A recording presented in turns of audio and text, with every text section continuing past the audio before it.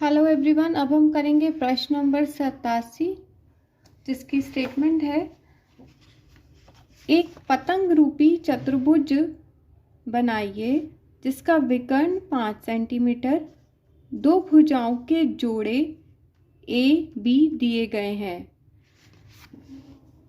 तो अगर हमें प्रॉपर्टीज़ याद होंगी जो हमने स्टार्टिंग में पढ़ी थी जब हमने चतुर्भुज का चैप्टर स्टार्ट किया था, तो हमें कंफ्यूजन बिल्कुल नहीं होगी और हम अच्छे से इस सम को कर पाएंगे। तो इसमें जो जो दिया गया है वो हम पहले मेंशन कर लेंगे। विकर्ण दिया गया है 5 सेंटीमीटर और दो भुजाओं के जोड़े दिए गए हैं। पतंग रूपी चतुर्भुज में मतलब दो दो भुजाओं का पेयर होता है एक, तो वो हम यहाँ पर मेंशन करेंगे।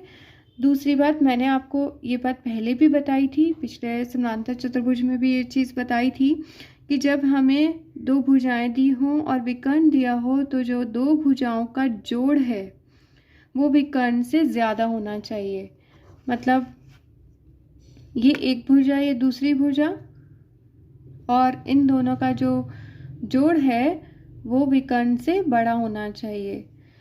तो और इसकी जो भुजाएं होती हैं, इसमें हमने ये बताया था कि इसमें भुजाओं के जोड़े होते हैं। मतलब अगर एक भुजा ए सेंटीमीटर इतनी ऊपर है तो इतनी नीचे है, जोड़े में होती है, और इतनी बी यहाँ है तो इतनी ही बी ऊपर की तरफ होती है। तो अब हम करना शुरू करेंगे सम को। तो सबसे पहले जो हमें दिया है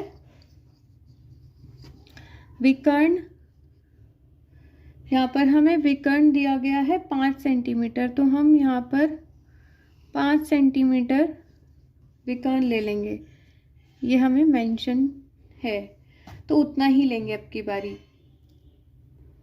अब भुजाएं, दो भुजाओं के जोड़े हैं, तो एक भुजा को हम थोड़ा डायगनली शो करते हैं, तो वो मैं वही शो कर रही हूँ। एक भुजा मैंने 2 सेंटीमीटर ले ली और जो दूसरी भुजा है वो मैं 4 सेंटीमीटर ले लूँगी।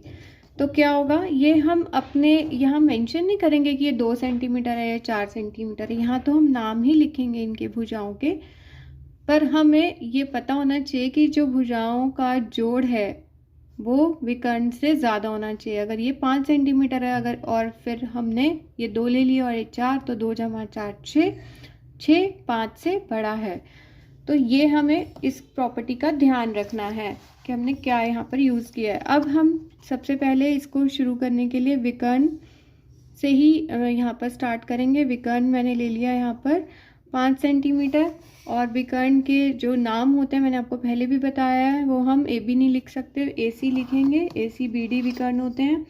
और उसके बाद ए बिंदु पर रख कर जो हमें भुजाओं के जोड़े दिए हैं वो हम काटेंगे।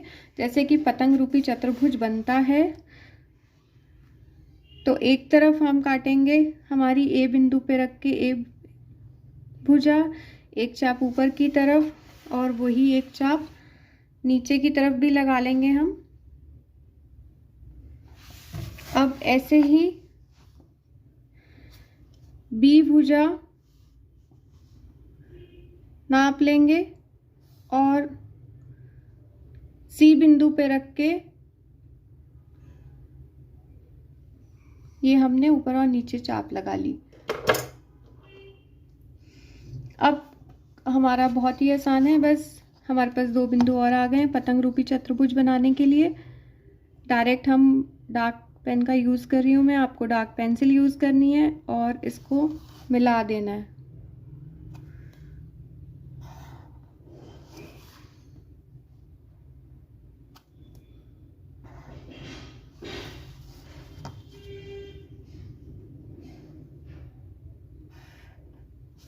और इनके नाम ए बी सी और डी।